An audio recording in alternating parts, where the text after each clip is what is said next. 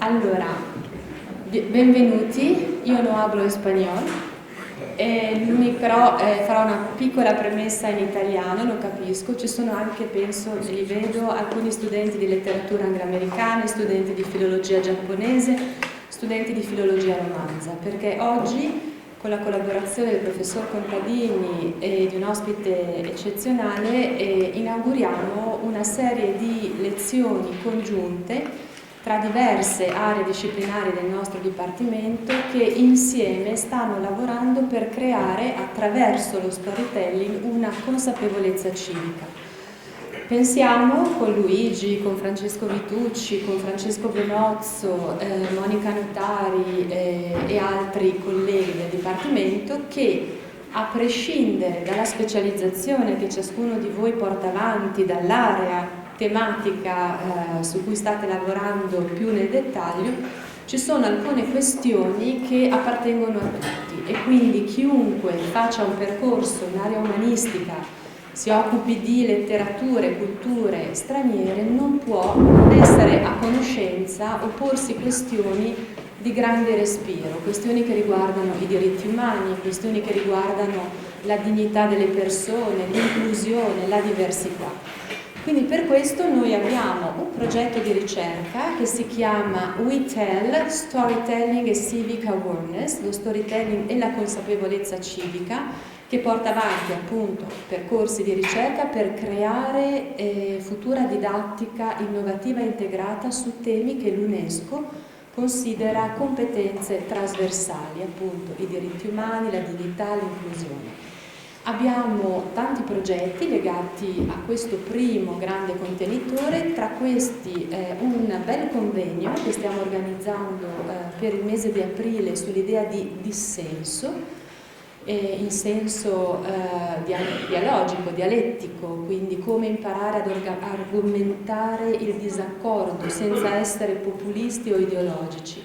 Un evento che vedrà di nuovo protagonista la grande ospite che tra un po' il professor Contadini vi introdurrà. E abbiamo una bella scuola estiva proprio su questi temi a luglio, che è aperta a tutti gli studenti, anche a voi. Non mi dilungo oltre, però io sono veramente molto contenta di vedere tanti studenti e tanti studenti che normalmente a quest'ora sarebbero in aule diverse, quindi io vi ringrazio molto a nome di tutto il gruppo che sta lavorando per offrire occasioni così speciali di essere qua con noi ed inaugurare la prima lezione sullo storytelling e la consapevolezza civica fatta all'Università di Bologna attraverso l'ILEC e di farlo insieme a Soledad Lupe Delgado, di cui adesso Luigi Contadini ci dirà qualcosa. Grazie di cuore.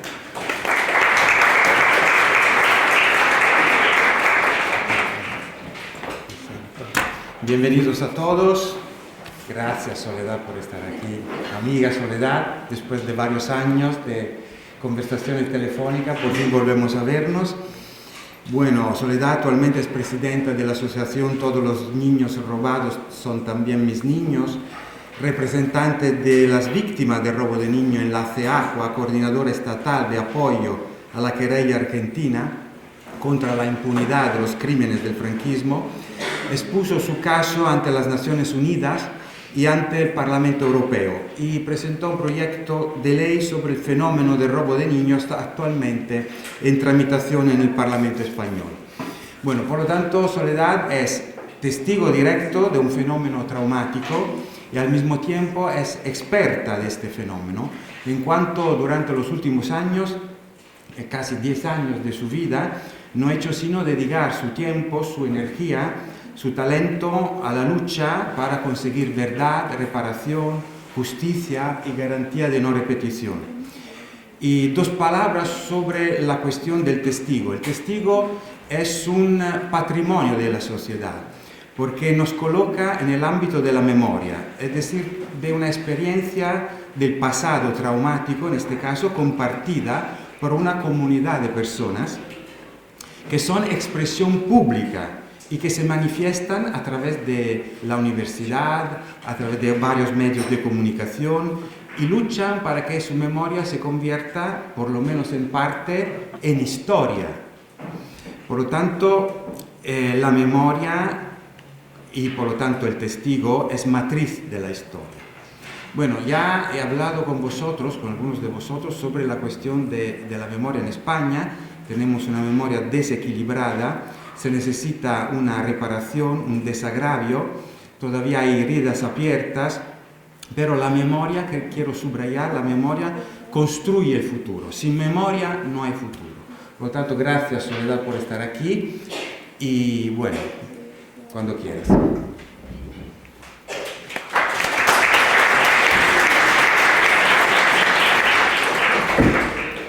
Buenos días, yo sí hablo español. Buenos días a todos, a todas, bueno, a todas en particular hoy, por ser el Día Internacional de la Mujer, también a los chicos, pero hoy las chicas vamos por delante.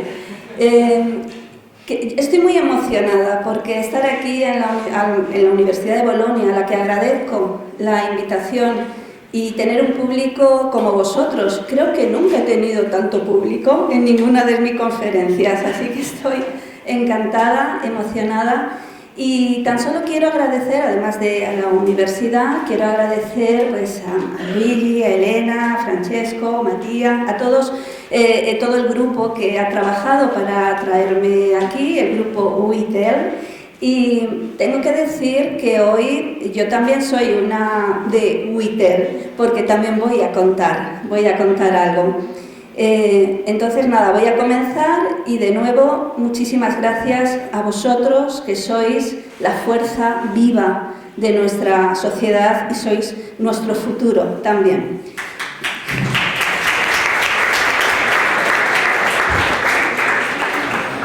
Una preguntita para los que me están grabando. Si esto lo dejo aquí, ¿hay algún problema? Ninguno, ¿vale? Para poder mover. Bien, vamos a hablar. Yo no me voy a sentar, voy a moverme. Si tengo que moverme por ahí, ya lo cogeré. Vamos a hablar de una historia, de un fenómeno, que es el robo de bebés en el Estado español. Ya os ha contado posiblemente el profesor Luigi en vuestras clases todo el espectro de crímenes que se produjeron durante la dictadura franquista. La dictadura franquista, ya sabéis, duró desde 1939, que finaliza la guerra, hasta 1975, que muere el dictador, pero realmente hasta 1977 no hay unas elecciones democráticas. Bien, uno de estos crímenes fue el robo de bebés, pero el robo de bebés es algo que solamente se conocía en la primera etapa del franquismo, pero no se sabía cómo ni de qué manera había continuado en el tiempo. Para poder responder a un fenómeno tan largo, porque duró toda la dictadura, incluso también durante la primera democracia, por lo menos hasta los años 90, hay que entender hay que responder a estas preguntas en cada una de las etapas. ¿Cuándo se produce? ¿Dónde? ¿Quién? ¿A quién se roba a los niños?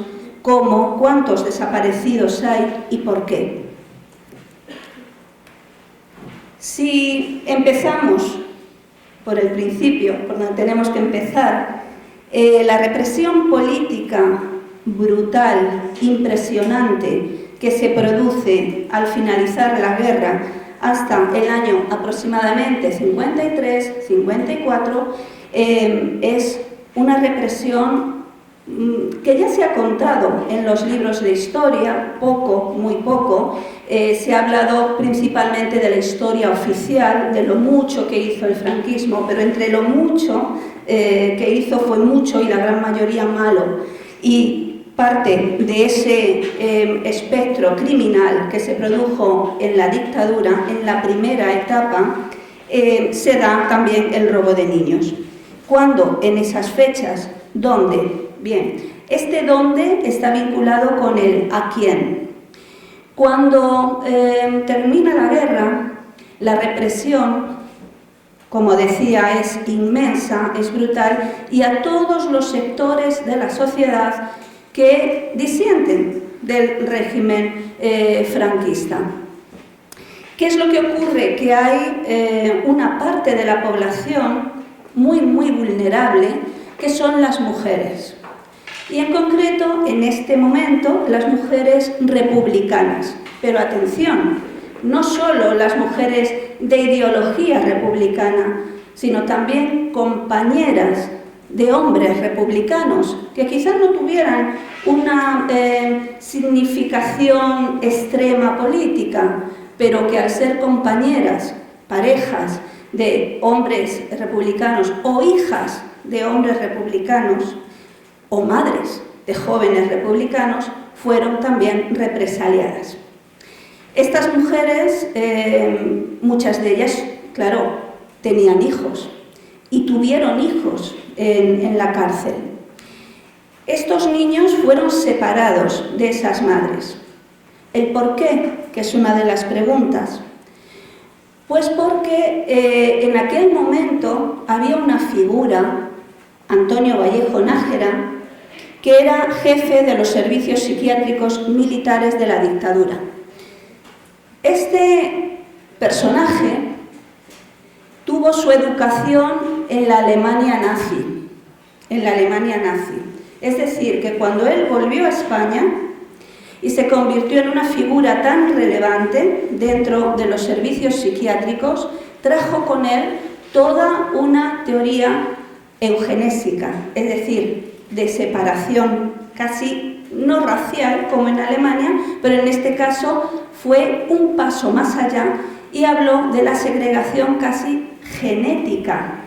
Lanzó una teoría que ahora, cuando os la cuente, ya algo os habrá contado el profesor, es muy delirante, casi de ciencia ficción, no de ciencia, pero en aquel momento supuso la base ideológica no solamente de este momento histórico, sino de toda la dictadura. Incluso la escuela psiquiátrica que él origina, hay psiquiatras que han tenido lugares muy relevantes dentro de la Universidad Española y de la psiquiatría española.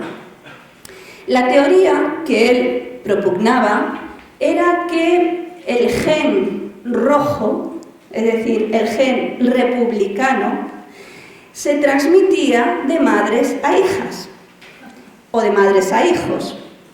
Eso es verdad, ¿no? Que ahora decimos, bueno, casi nos hace sacar una sonrisa, decir, qué locura. Bueno, pues esa locura es lo que hizo y lo que provocó todo este esperpento y este horrible crimen contra la humanidad que fue el robo de niños. ¿Cuál era la solución para que, según la escuela psiquiátrica de psiquiatría que él origina, la solución era separar los niños de las madres, chiquitos o bien bebés o bien cuando cumplían los 3 años los sacaban de la cárcel para que esos niños no desarrollasen un gen que lo único que iba a provocar era deficiencia mental, psicopatías, iban a originar personas antisociales, realmente verdaderos monstruos para la sociedad. Esa era la teoría del gen rojo. Y en ese momento, en esos años, que fijaos que son pocos, desaparecieron de las cárceles, junto con otros niños que quedaron huérfanos de la guerra, 30.000. No sé si quizás habría que poner la cifra. 30.000 niños, entre ellos muchos de mujeres republicanas que estaban en las cárceles.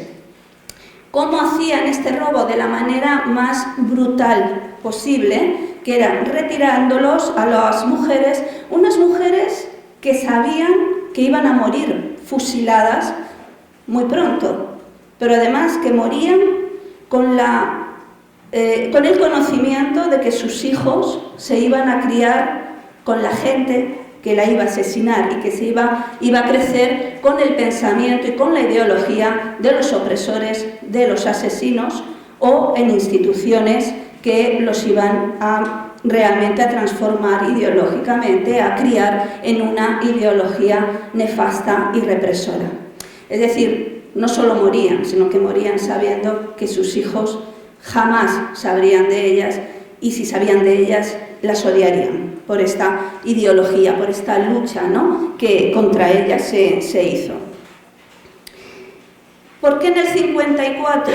Bueno, en el 54, sin entrar en muchas cuestiones históricas, es cuando, entre el 52 y 54, es cuando España empieza a abrir un poco más las fronteras, y es cuando empieza a haber más acuerdos internacionales con Estados Unidos y con otros países también europeos, y bueno, y el Estado español, esa dictadura empieza a ser reconocida o legitimada por otros países. Y en este momento, pues, Franco y sus secuaces deciden, de alguna manera, no reducir la represión, pero sí ocultarla, por lo menos no hacerla tan a la vista de todo el mundo internacional.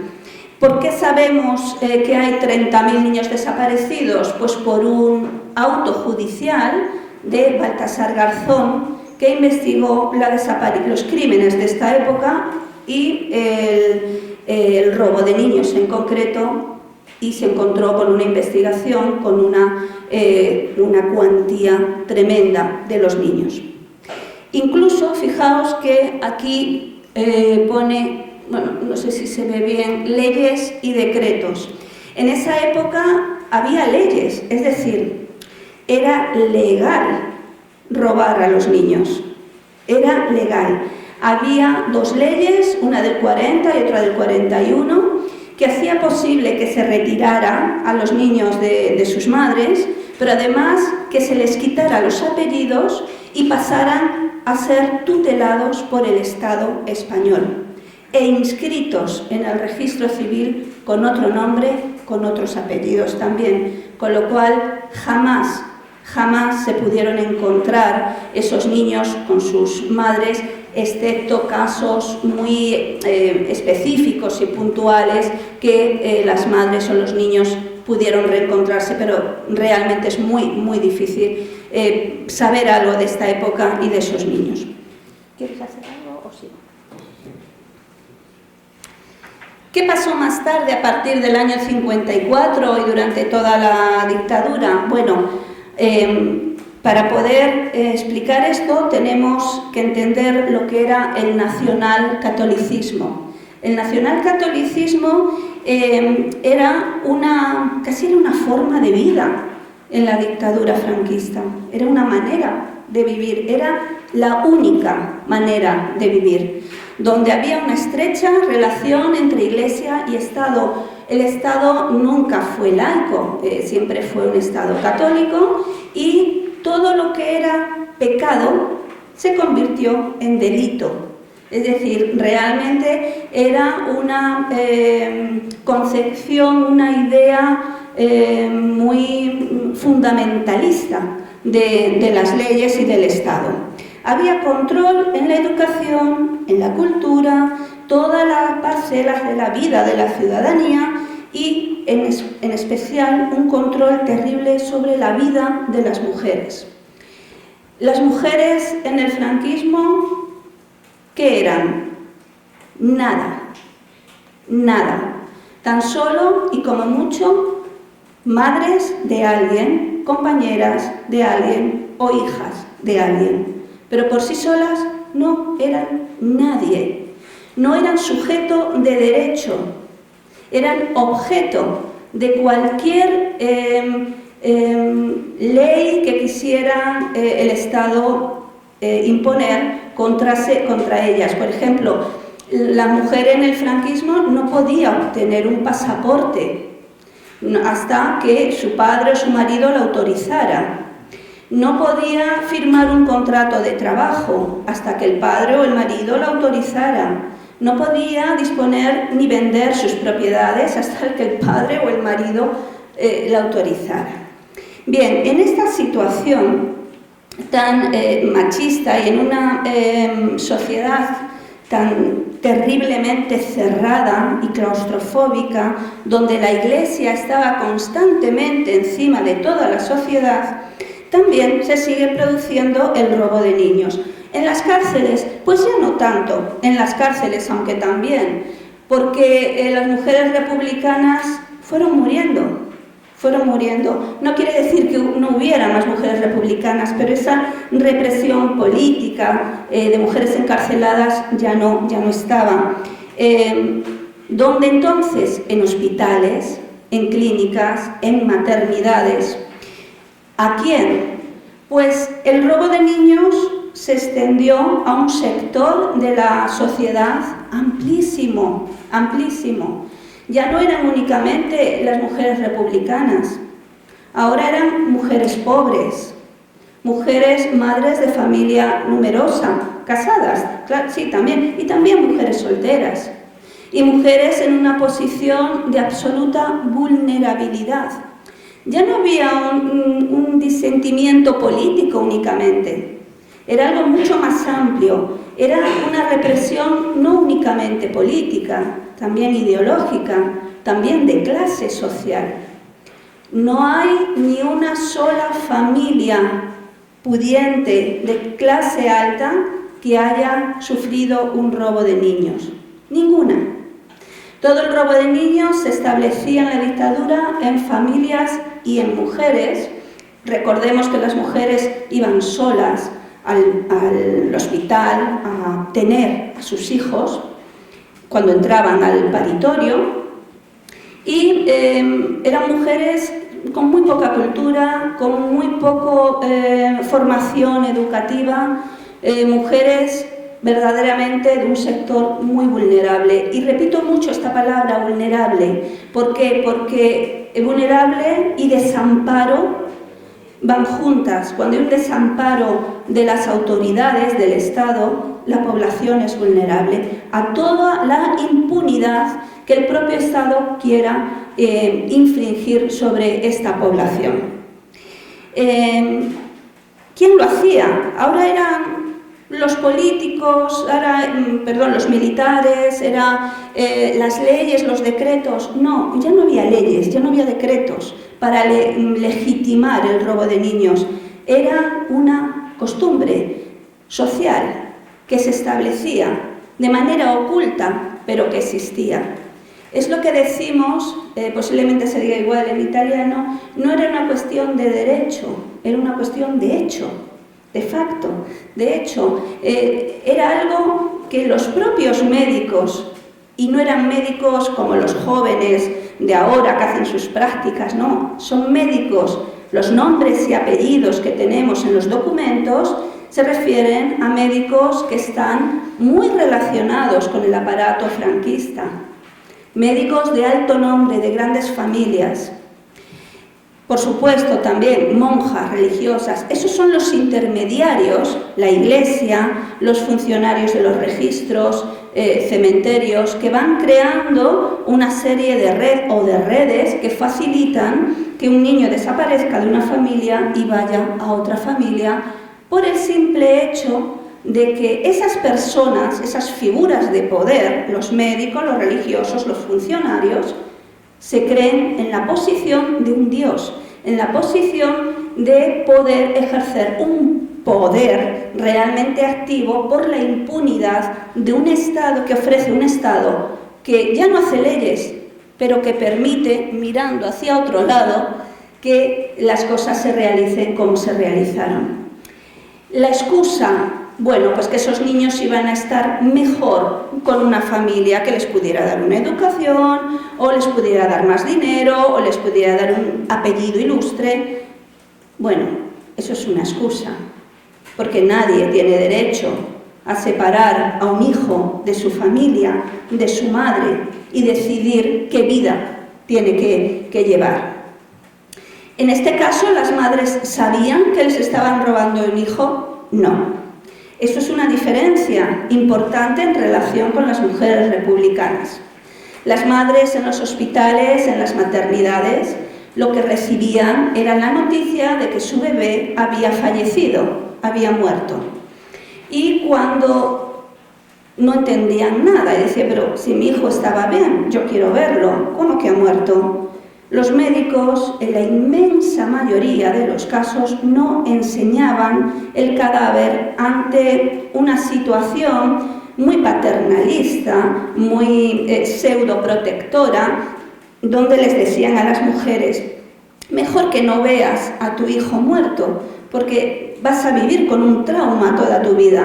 Mejor recuérdalo como tú imaginabas que podía ser tu bebé. Fijaos la situación de una dictadura donde el franquismo triunfa, donde todos los sectores de la sociedad y sobre todo posiciones de poder hacen que la sociedad, el franquismo llegó como una lluvia que nos empapó a todos. Entonces las familias no podían discutir, no podían disentir ni dialécticamente, ni emocionalmente, ni cognitivamente de una figura de poder, como era un médico, como era una monja, como era un cura, como era un funcionario. Esos eran las bases de las instituciones del Estado. Entonces no podían, no eran conscientes de que les estaban mintiendo, se creyeron que sus bebés habían muerto.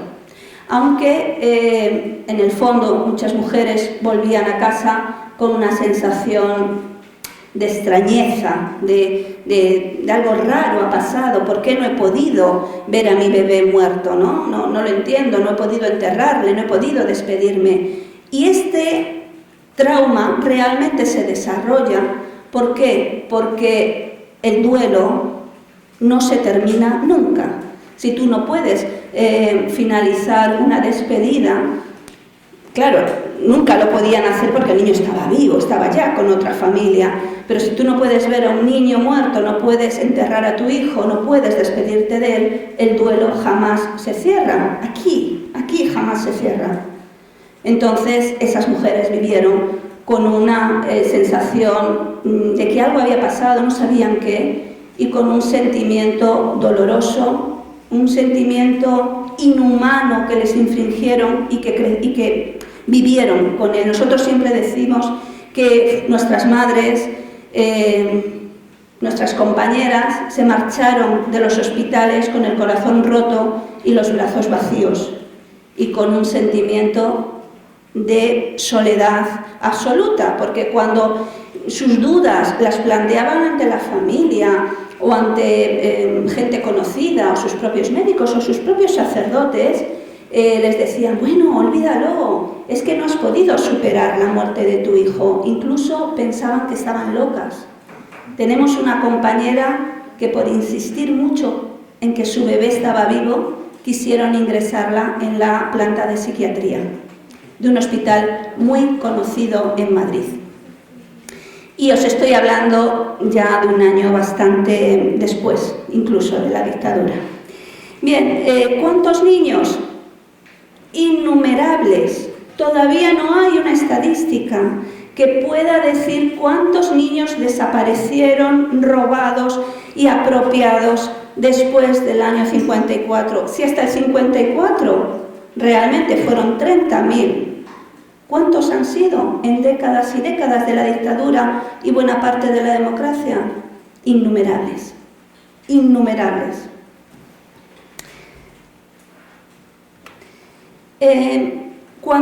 Fijaos que aquí pongo la cuestión económica. Bien, según las investigaciones y estudios que nosotros hemos realizado, no solamente habría unos factores o unos motivos políticos, ideológicos, represión social, también y sobre todo en la última etapa estaría en la parte de la democracia, ya habría más una parte de negocio. No digo que el dinero no existiera antes, ¿no? También había negocio, claro, también si podían sacar un poco de dinero durante la dictadura esas monjas o esos médicos, no tengo ninguna duda de que aprovechaban la situación para sacar dinero a los padres que adoptaban a los niños.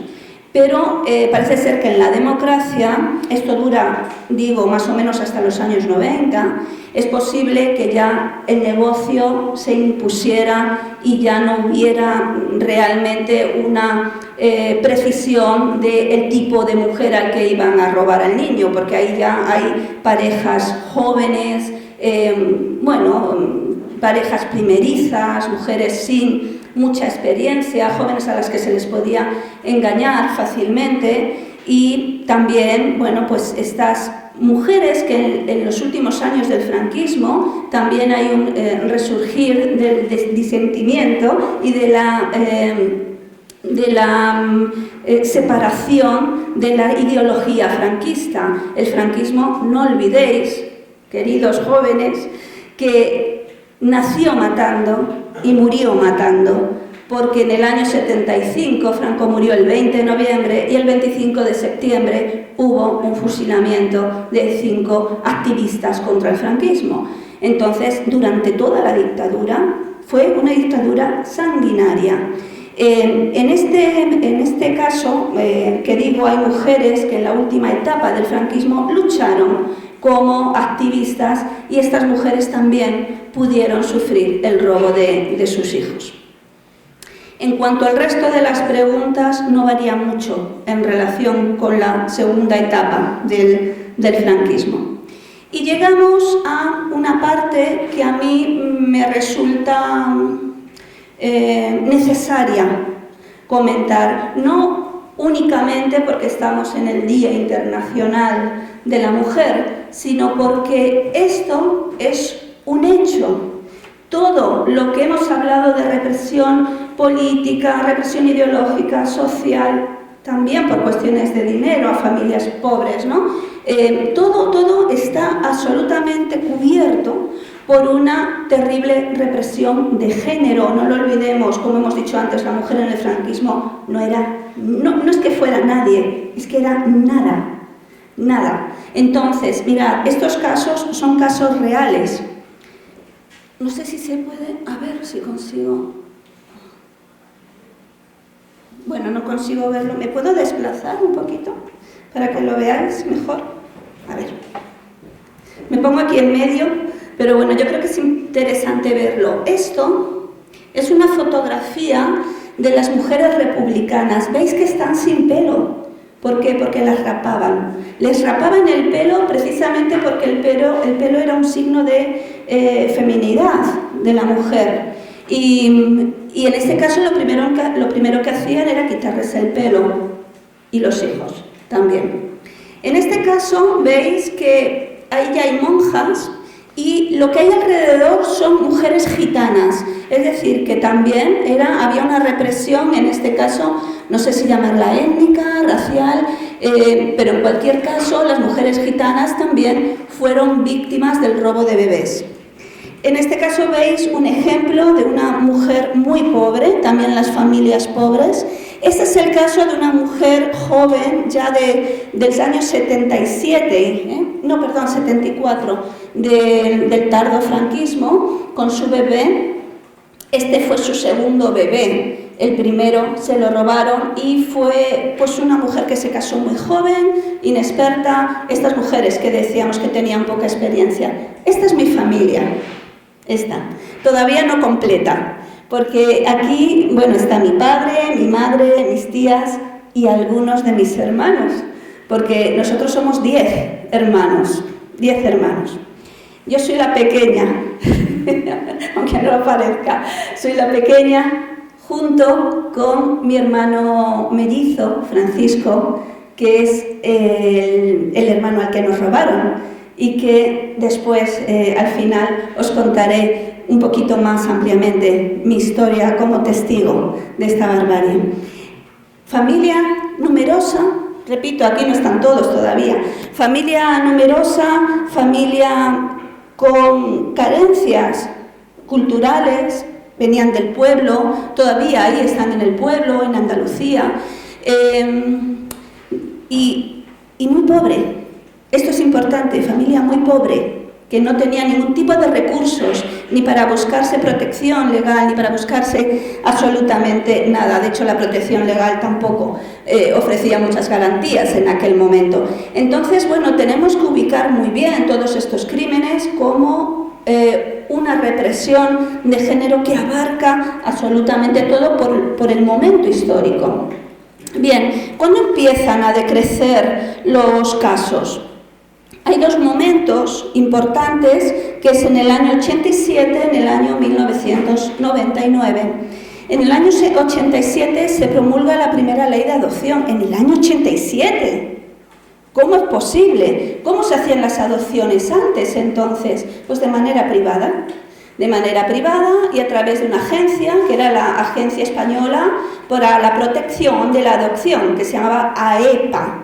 Esta agencia participaba en las adopciones, no conocemos su grado de implicación en esto, también tengo que decirlo, pero sí sabemos de casos en que ellos no han querido participar en la adopción y lo trasladaban a las religiosas, a las monjas, que hacían finalmente el proceso de adopción, que en unos casos era literalmente ilegal porque los inscribían en el registro civil como hijos biológicos.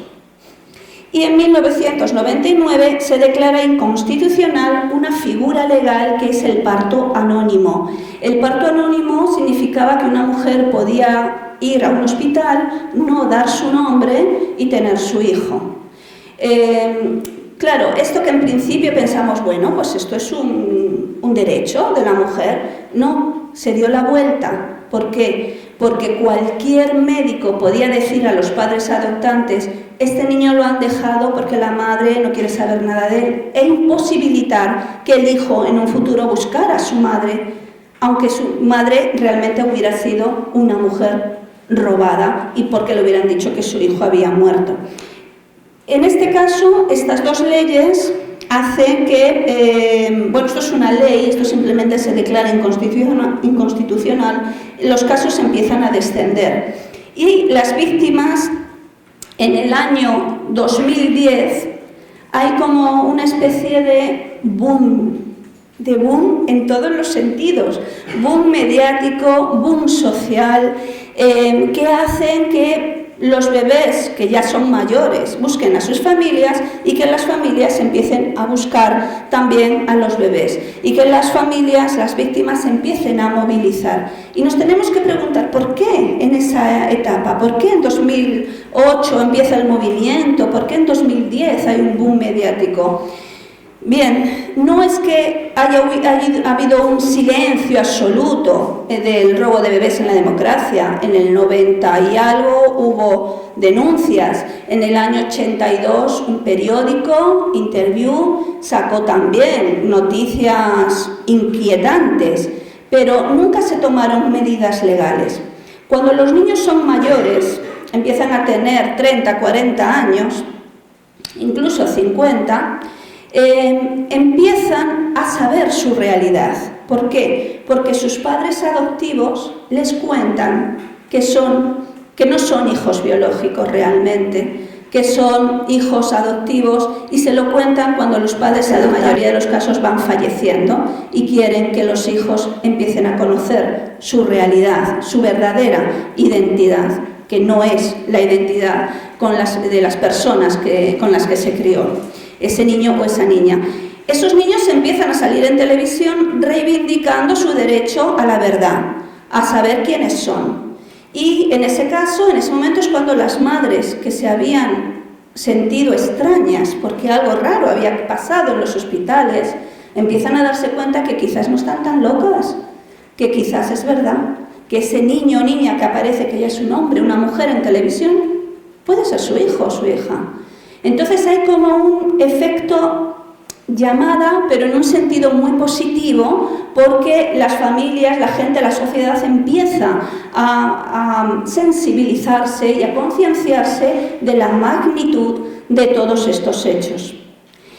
En este año, en esta época, es cuando mi asociación, Todos los niños robados son también mis niños, empieza a funcionar. ¿Y por qué motivo? Bueno, pues empieza a funcionar porque, como os he adelantado, mi hermano mellizo, la versión oficial es que falleció en la incubadora pues a unos 2 semanas de nacer. ¿Por qué? Porque al ser un parto gemelar, el niño nació con un poco peso. Esa es la versión oficial. Bien, cuando empiezan a surgir todas estas noticias, mis hermanos, mi hermana en concreto, me llama y me dice: Sole, ¿puedes pensar que Francisco no haya muerto? Y entonces yo tenía 47 años cuando me hacen esa pregunta. Nunca me había planteado que mi hermano Francisco pudiera estar vivo. Yo crecí con la idea del hermano gemelo muerto. Hasta tal punto era importante la figura de mi hermano, que yo me recuerdo de pequeña cuando iba al colegio y me preguntaban, ¿cuántos hermanos tienes? Y yo decía 9, y Francisco, yo decía de chiquitita, que murió al nacer, ¿no? Pero toda esa idea de Francisco, de la ausencia, siempre digo que mi hermano era y es la presencia de una ausencia. Y yo lo he tenido siempre muy presente. No de una manera espiritual ni paranormal, no. Yo sabía, pensaba que estaba muerto y simplemente era lo que a mí me faltaba. Esa es, y yo crecí con el hueco de mi hermano. Entonces, cuando a los 47 años te preguntan, ¿piensas que Francisco puede estar vivo? Todo mi mundo dio la vuelta, porque la estructura de mayores, de un adulto, se forma con todas las experiencias, con las presencias y con las ausencias, con los consentimientos y con también las lejanías que te producen tus experiencias vitales. Sin embargo, mis hermanos no. Para todos mis hermanos mayores, esto fue la confirmación de lo que ellos pensaron durante toda la vida, de que Francisco podía estar vivo. Pero curiosamente, durante mis 47 años, nadie explicitó en voz alta esas dudas. Es curioso, como el silencio, también el silencio formaba parte de esa dictadura, formaba parte de las familias, formaba parte de la sociedad. Si unís todo esto, impunidad, silencio, represión, miedo, nadie podía hablar, ni de esto ni de nada. Y a partir de ese momento que mi hermana me hace la pregunta, empezamos a buscar documentación. Y la documentación que encontramos es tremenda, porque hay contradicciones, porque hay diferentes fechas de muerte, diferentes fechas de enterramiento, porque según los médicos, cuando fallece mi hermano y mis padres van a buscar el cuerpecito del bebé, les dicen que no pueden verlo, como todos, que no pueden verlo, que está en el depósito, que vuelvan al día siguiente, que lo están preparando. Mi familia, como todas las familias, tenían un seguro de enterramiento, es decir, que nosotros podíamos enterrarlo. Pero al día siguiente, cuando mis padres van a buscar a mi hermano, se encuentran con que el médico les dice que no se pueden llevar el cadáver. Ante su sorpresa preguntan, ¿por qué? Y dicen, porque lo hemos quemado, porque lo hemos incinerado. ¿Cómo que lo han incinerado? ¿Pero con el permiso de quién? Bueno, esto ha sido para, casi más o menos vinieron a decir que era para hacer un favor a la familia, que el hospital se encargaba de todo.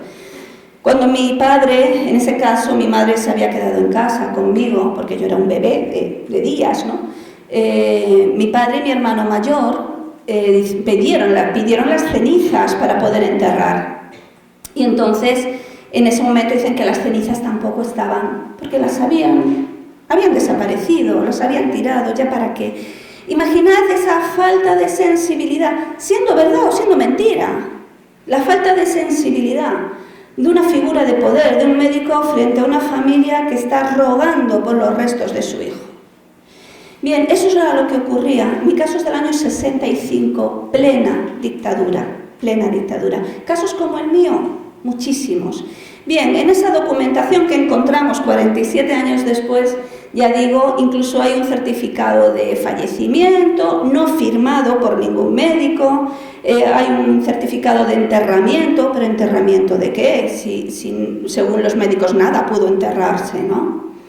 Y además no había una partida de bautismo. Cuando los niños morían o estaban a punto de morir, se les aplicaba el bautismo de urgencia o lo que se llama las aguas de socorro. ¿Para qué? Hombre, recordad que la dictadura era Estado e Iglesia, entonces ningún niño podía ser enterrado en un cementerio católico si no estaba bautizado.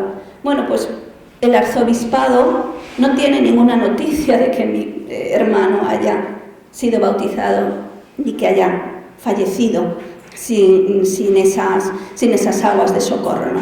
Entonces, bueno, había toda una serie de circunstancias que nos obligaron a poner una denuncia en la Fiscalía de Madrid, una denuncia que fue archivada a los 8 meses, como muchísimas de las denuncias que se han archivado miles de denuncias, y ahí tuvimos que tomar una decisión. Nos quedamos quietos porque nuestro caso personal ya está archivado, ya no hay nada que hacer, no podemos buscar, o nos ponemos en movimiento y hacemos no solamente una asociación, sino un movimiento ciudadano donde podamos ayudar a la gente y donde nos unamos todos para reivindicar nuestros derechos. Recordar algo, chicos y chicas, importante, y es que cuando una situación personal pensamos que solo es personal, nos estamos equivocando. Nos estamos equivocando. No hay ningún crimen contra la humanidad que sea personal, ¿vale? Lo personal, en cualquier caso, siempre es político y siempre es social. Y siempre un crimen contra la humanidad que hiere y que hace daño a la humanidad entera tiene que ser combatido para conseguir la verdad, conseguir justicia y conseguir la reparación. Nosotros decidimos la segunda opción. Decidimos luchar por los derechos de miles de personas. No somos la única asociación de España, pero sí somos una de las pocas estatales y de las pocas también que tienen colaboraciones abiertas a universidades, abogados, defensores de derechos humanos. Tenemos una estrecha relación con Naciones Unidas, donde hemos ido no solo a exponer mi caso, sino también a reivindicar y a pedir ayuda. Y gracias al Comité de Desaparición Forzada, pues estamos consiguiendo bastantes cosas. Y la última acción política que hemos realizado es llevar al Congreso de los Diputados una ley que ahora os mencionaré muy rápidamente. Basada en los derechos a la verdad, la justicia, la reparación y las garantías de no repetición. Y también en el ámbito judicial estamos participando en la querella argentina, que es una causa internacional abierta contra los crímenes del franquismo. Y en el aspecto social luchamos muchísimo para que esto se divulgue, para sensibilizar y para hacer actos como este, que nosotros denominamos activismo académico, porque desde la academia también tenemos que tener esa garantía de que a nuestros jóvenes, a nuestros estudiantes, yo soy profesora también de la Universidad en Madrid, pues a nuestros jóvenes tiene que llegar todo lo que sucedió, no se puede olvidar, no hay olvido posible. Fijaos que a veces esta lucha, este disentimiento, esta disidencia que es diferente entre el español, disentimiento y disidencia son dos cosas distintas, pero muy unidas, no es una opción, es nuestra obligación, es nuestra obligación.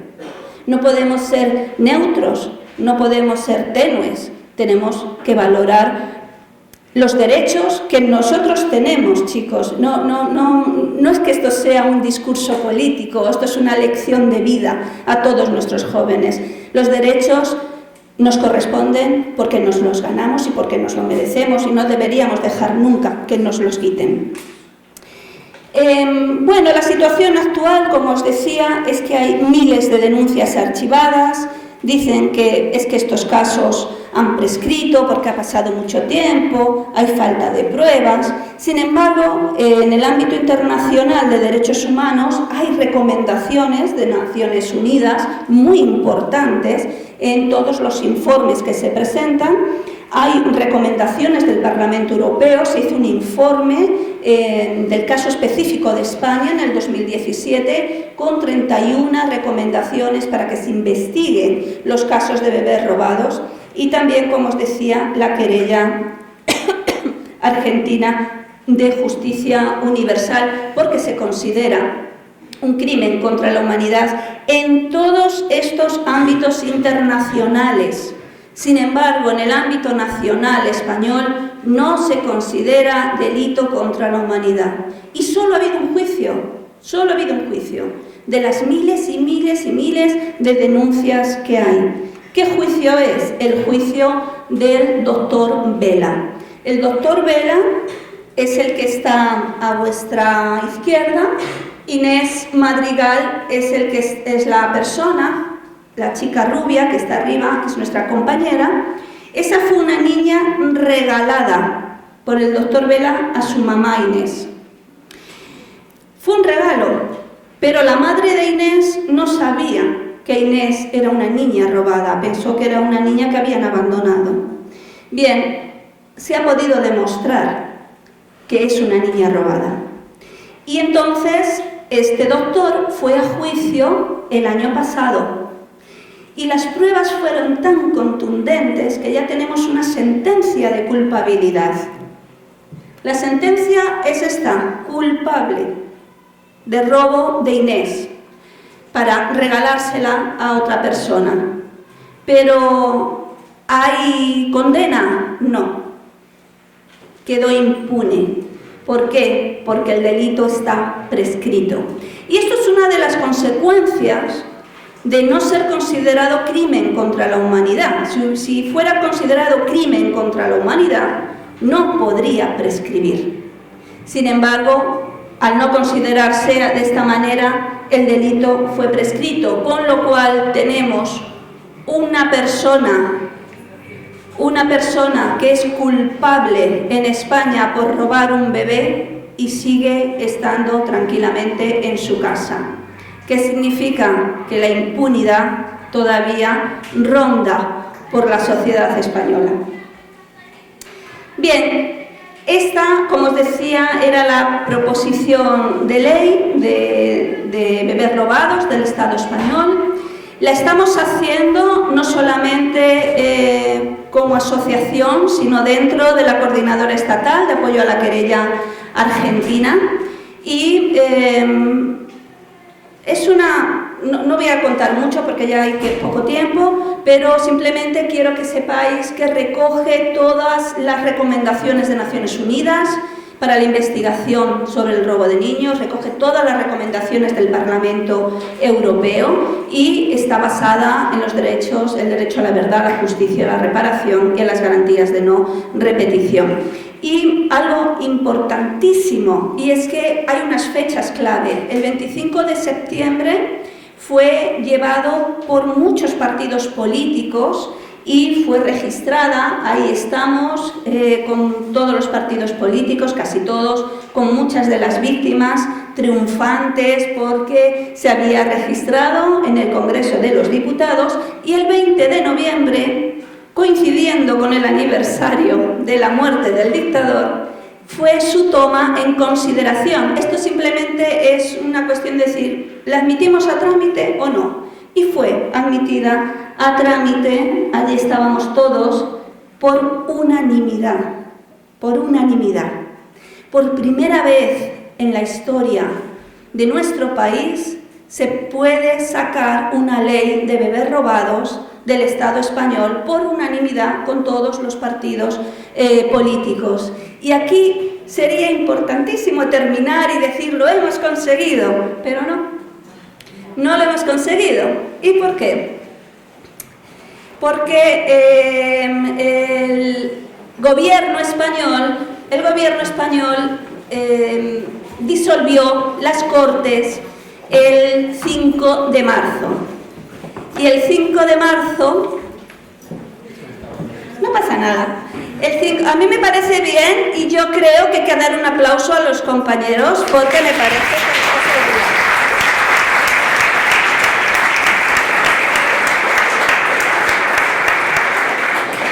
que y también, compañeros y compañeras feministas, tenemos que deciros que esto no es un acto puramente académico, esto es un acto reivindicativo porque estamos hablando del robo de bebés en el Estado español como represión de género. Con lo cual estamos terminando y os agradecemos vuestra presencia. Si me permitís 5 minutos, termino. Os decía que la ley no ha podido salir porque el gobierno español ha disuelto las Cortes y ahora con el nuevo gobierno necesitamos una nueva ley, necesitamos volver a empezar todo el recorrido administrativo, pero tenemos la seguridad, porque así nos lo ha dicho, de la voluntad de los partidos políticos de seguir con esta ley. Y finalizo simplemente diciendo que luchemos por nuestros derechos por mucho tiempo que haya pasado del crimen cometido. Un crimen contra la humanidad, un crimen de género.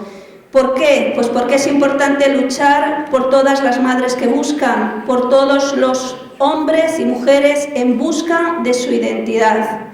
Y sobre todo, no olvidemos que lo peor que le puede pasar a una madre es que le roben el hijo, y lo peor que le puede pasar a una persona es no tener derecho a su propio ser, a su propia identidad, por ellos, pero sobre todo por ellas. Muchas gracias.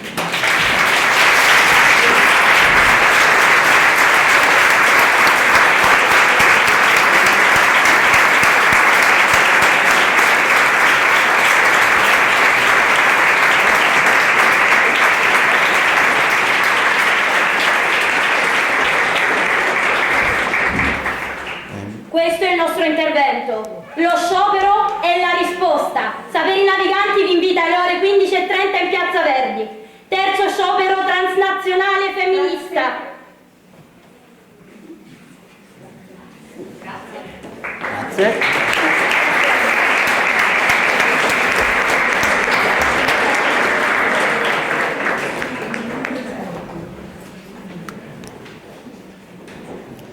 Bene, grazie a questi ragazzi anche che sono intervenuti, non era previsto, pero grazie anche a loro. Muchas gracias, Sol, por tu intervención, muy intensa, muy conmovedora, muy pertinente con el tema. He subrayado algunas palabras clave que tengo aquí: vulnerabilidad, desamparo, que son palabras que nos ocupan, impunidad, represión de género, represión, silencio y miedo. Y disentimiento también es un tema muy importante para nosotros. Por lo tanto, muchísimas gracias. No sé, yo no quiero decir nada porque quiero que, si hay pregunta, quiero dirigirme a los estudiantes. Si hay alguna pregunta, alguna intervención, también en italiano se puede hacer. Qualche domanda, commento, opinione. ¿Sí?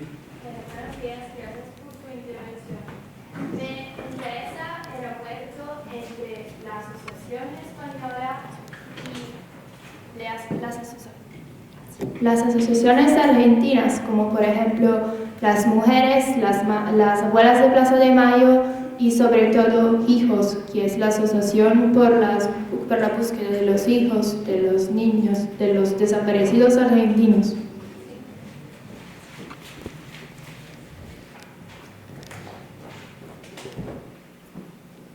Sí, nuestra relación tanto con las madres de Plaza de Mayo, línea fundadora, como con las abuelas de Plaza de Mayo, es decir, las figuras relevantes son Nora Cortiñas y Estela de Carlotto, son magníficas, no puede ser de otra manera.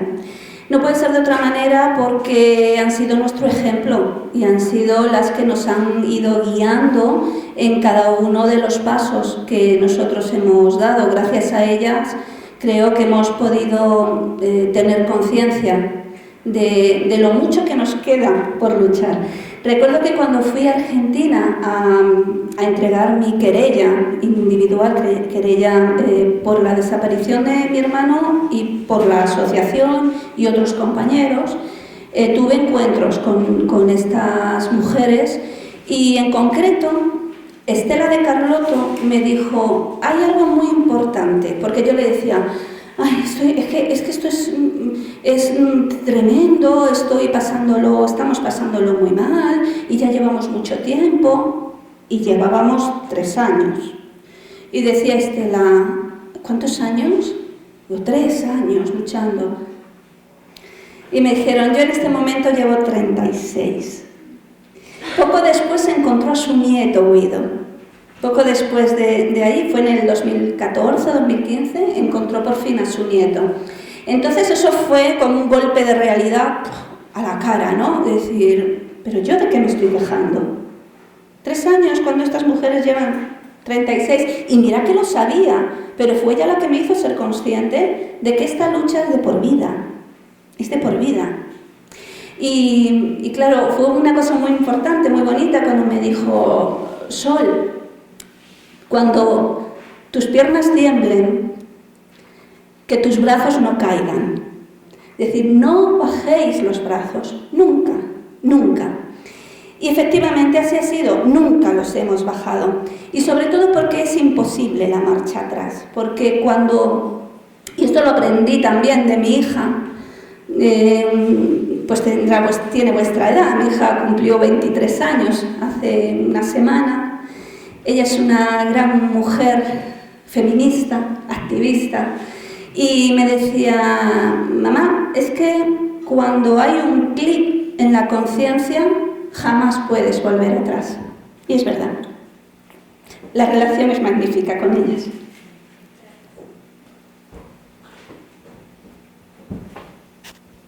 Solo quiero recordar que lo que pasó en Argentina fue una repetición de lo que pasó en España muchos años antes y con proporciones muy diferentes. Bueno, otras intervenciones y preguntas.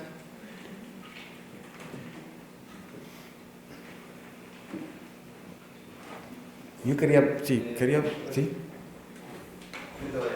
Io no.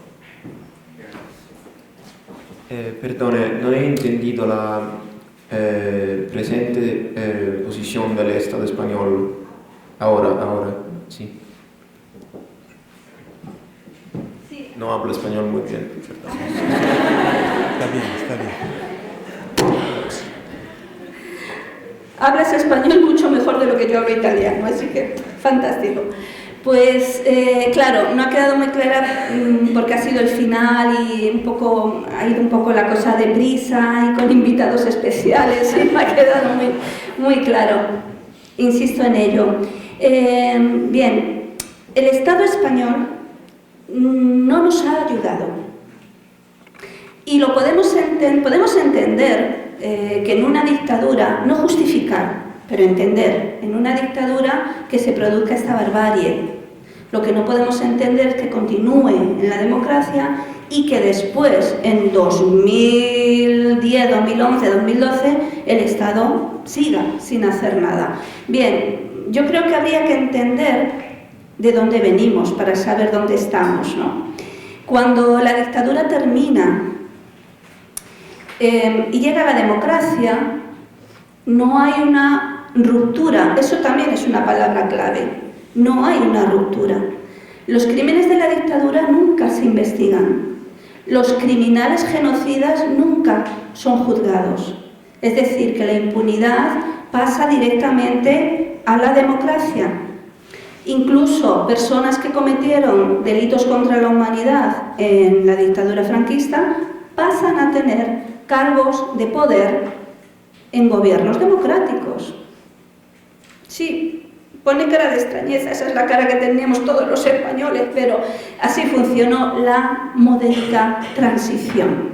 Esa transición que todo el mundo piensa que fue magnífica y modélica, bueno, no lo fue tanto, porque no hizo un corte con el periodo histórico anterior, sino que hubo una continuidad en muchas actitudes, en muchas formas de pensar y de actuar. No estoy diciendo que la transición, que los que consiguieron la transición fueran malas personas, no, yo creo que fueron unos luchadores y que hicieron la transición lo mejor que se pudo en aquel momento. Y se hizo, y eso, en ese camino tuvimos la democracia. Pero ¿podría haberse hecho mejor? Posiblemente sí, pero no importa, se hizo como se hizo. Lo importante es que en los años 2000 y sobre todo en el 2019 no puede ser que continuemos con la misma situación, ¿no? ¿Qué ha pasado con el Estado español ante esta situación? Bueno, pues en 2010 se intentaron algunas medidas administrativas, como abrir una oficina para que las víctimas fueran a pedir documentación, pero siempre caía encima de las víctimas el peso de imponer una denuncia o interponer una denuncia o pedir justicia. Esto es importante, chicos y chicas. La justicia española, la Fiscalía española, nunca actuaba de oficio, es decir, no era iniciativa de las instituciones del Estado investigar, eran las familias las que tenían que recoger documentación, investigar ellas, poner la denuncia. ¿Y qué consecuencia había de todas esas denuncias? Pues de las miles de denuncias que había, se abrieron 2.100 diligencias de investigación, es decir, intenciones de investigar, investigaciones. De esas 2.100, 1.700 están archivadas. Esa es la actitud del Estado.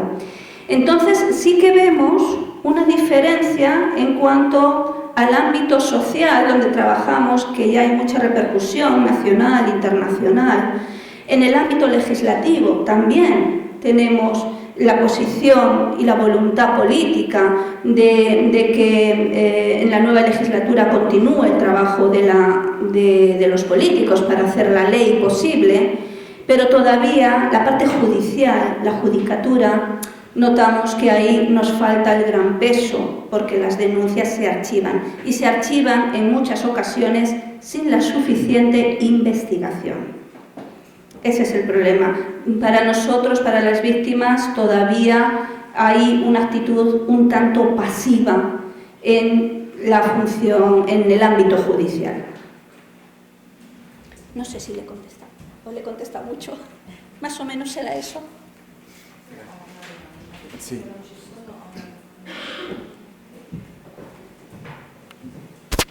Grazie. Non parlo spagnolo ma l'ho capito tutto, perché tu parli molto chiaramente ma parli anche attraverso le emozioni, quindi questo arriva comunque al di là della sfumatura della lingua. Mentre parlavi io pensavo ad un altro furto che riguarda invece il Nord America, anche lì sono stati rubati dei bambini in una realtà alla quale non si pensa, il Canada. Sono stati rubati i bambini dei nativi per educarli, quindi diciamo che li hanno presi a prestito, però poi quando li hanno restituiti erano alieni alla propria famiglia. Quindi mi piacerebbe molto che da questa prima occasione di incontro, magari da Bologna, venisse un dialogo con la Spagna per parlare di furto di bambini e di tanti furti di bambini, partendo ovviamente dalla vostra esperienza.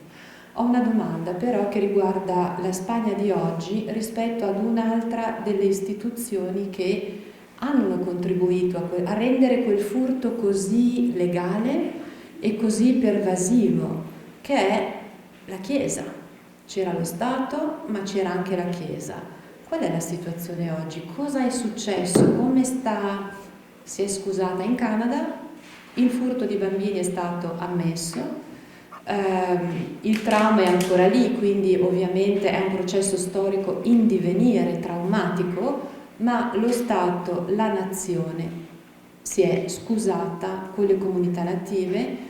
La Chiesa lo ha fatto recentemente attraverso Papa Francesco, ma non ancora analizzando il fenomeno in tutta la sua complessità. ¿Escucha lo que está de la iglesia? Sí. Sí ha pedido. Sí, efectivamente, en España no. Efectivamente, en varios países, esto no es únicamente un caso de España, ha ocurrido en varios países. Lo que ha pasado en Canadá, ha pasado en Argentina, ha pasado en Chile, ha pasado en Australia, ha pasado también en Irlanda, ¿no? Y ha pasado en España. En cada país hay una situación. La nuestra empezó por la dictadura, con todos los móviles que hemos visto, todas las situaciones. En Irlanda era principalmente religioso, porque, bueno, eran las hijas de la Magdalena, ¿no? Donde había. En Australia era más una cuestión a los aborígenes, más quizá racial o de clase. Bueno, en cada país, también en Argentina y en Chile fue a partir de la dictadura. En cada país hay una situación diferente, pero el resultado es el mismo. Los niños desaparecen. ¿Cuál es la actitud reparatoria de los estados o de la Iglesia?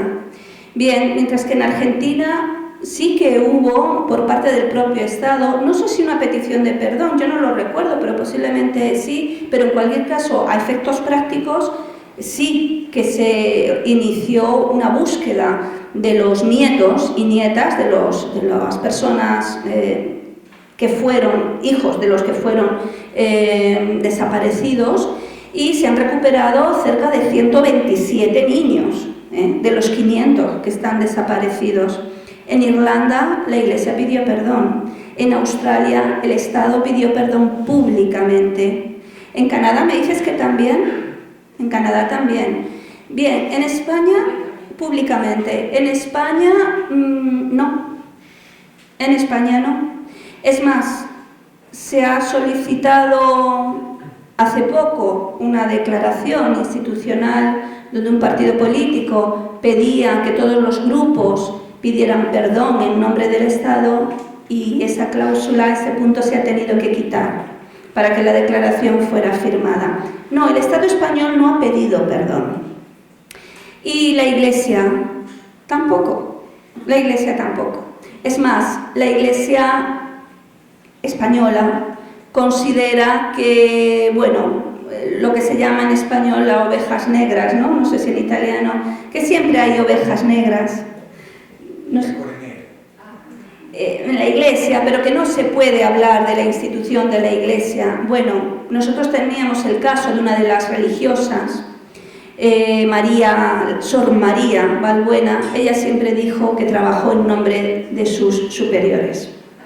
Entonces, cumplía la obligación impuesta por sus superiores. Me imagino que no únicamente en el robo de niños, sino en todo lo que sus superiores le indicaran. En fin, España es una anomalía dentro de todos estos países donde hubo robo de niños, pero es una anomalía en cuanto a los crímenes contra la humanidad, porque no se ha disculpado y no ha reconocido los crímenes contra la humanidad que hubo durante toda la dictadura, y durante la transición. En la transición democrática hubo 600 víctimas también. Yo creo que la duración de la dictadura es un elemento fundamental. 40 años de dictadura es como poner una losa, ¿no?, sobre estos crímenes. Es muy difícil que se puedan recuperar. Bueno, otras preguntas. Una pregunta yo al doctor Vela, porque se está esperando otra sentencia, ¿no? Sí. Bueno, ¿hay esperanza o no sé si sabe algo sobre esta nueva sentencia que se va a producir dentro de poco? Bueno, hay otro juicio, pero no es contra el doctor Vela, es otro doctor. Pero sobre el doctor Vela hay una cosa interesante, y es que como ha sido culpabilizado, tiene una sentencia encima de culpabilidad, pero ha quedado impune, pues Inés Madrigal ha recurrido al Tribunal Supremo para que su robo, para que ese crimen no quede impune y no sea declarado prescrito. O sea, que la Audiencia Nacional, o donde se ejecute la sentencia, realmente diga que este señor tiene que cumplir una condena, la que sea, la que fuera, por ser culpable y porque ese delito no ha prescrito. Pero el doctor Vela también ha recurrido al Tribunal Supremo para que le quiten la sentencia de culpabilidad. Esa es la actitud del doctor Vela. Sí, hay otro juicio, pero sobre otro doctor que todavía no podemos decir el nombre. Bueno, ¿otras preguntas? O si no habéis entendido algo, ¿Sí?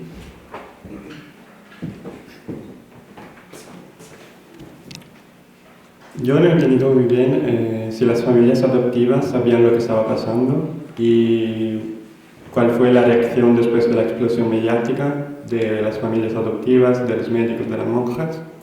Y también me estaba preguntando, nos ha puesto el ejemplo del mellizo robado y entonces quería saber si se seguían algunos criterios de robo o si fue algo aleatorio, digamos. Gracias.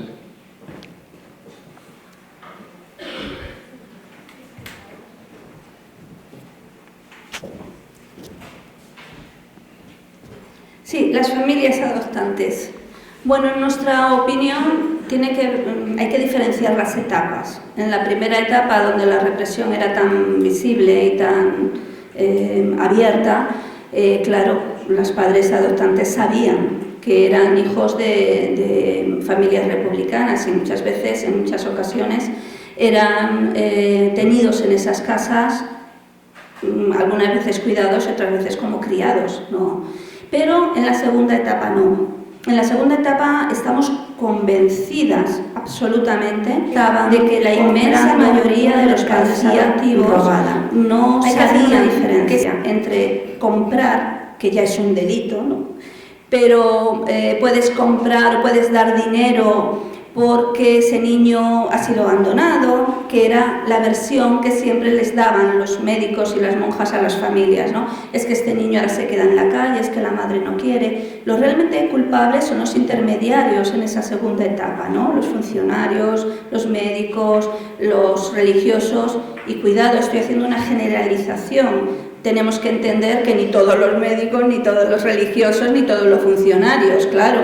Eran algunos que efectivamente, pero estaban cubiertos por esa y protegidos por esa impunidad, ¿no?, del momento. Entonces, las familias adoptivas no podemos tener la absoluta seguridad, pero pensamos que no eran conscientes, que no sabían que estaban apropiándose de un niño de otra, que quería otra familia, ¿no?, y que era de otra familia y que no había sido abandonado, sino que fue robado. De hecho, hay ahora madres y padres que, como en el caso de Inés, ayudan a sus hijos a buscar a su familia biológica. De hecho, la madre de Inés fue un testigo imprescindible para que el doctor Vela fuera sentenciado como culpable, porque fue ella la que dijo: sí, este señor me regaló a esta niña, diciéndome que la niña estaba abandonada, ¿no? Entonces, en ese caso pensamos que no. Y de hecho, lo que queremos es que esas familias hayan criado con amor a nuestros niños. Eso es lo que deseamos y desde luego queremos pensar. Por otro lado, sobre los criterios, pues también tiene que ver con la etapa, ¿no?, y con la forma. Había un criterio fijo en la primera etapa, que eran las mujeres republicanas que podían transmitir el gen rojo, los disidentes. En la segunda etapa el criterio se fue ampliando porque ya eran más familias más pobres, familias más, siempre digo esta palabra porque yo creo que es lo que mejor refleja esa vulnerabilidad. No había, fíjate, una gran diferencia, no había un gran salto entre las familias republicanas y las familias de la segunda etapa, porque las familias de la segunda etapa también fueron los perdedores de la guerra. No hay familias pudientes, ni familias ricas, ni familias adeptas al régimen que perdieran niños, que desaparecieran sus hijos, ¿no? Entonces, bueno, sigue habiendo, digamos, como un mismo criterio, pero más amplio. Es después en la democracia cuando ya no hay tanto criterio, cuando realmente es una cuestión más de sacar dinero a los padres adoptivos, entonces, bueno, pues no hay. Pero pensamos que, independientemente de esto, hay una cuestión ideológica a través de todas las etapas. Incluso cuando se transforma únicamente el negocio, también hay ideología, ¿no? Porque robar a un niño es consecuencia de todo un mecanismo, una maquinaria que está muy bien engrasada en la dictadura, en la primera democracia, y que después es muy difícil de parar.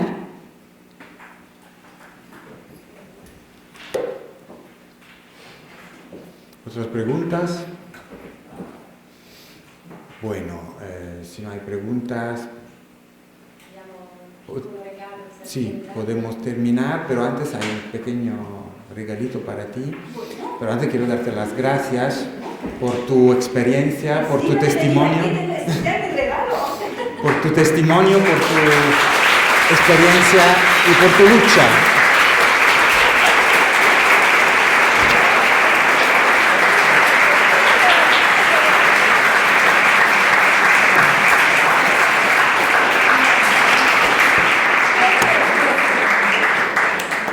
Bueno, a mí hay dos cosas de la naturaleza que me gustan mucho. Una son las flores, otras son las mariposas. Muchísimas gracias. Al final me emociono, yo no quería emocionarme y al final me habéis emocionado. Bueno, muchísimas gracias a todos y ya sabéis, sois la fuerza viva. Luchar, luchar, no seáis pasivos.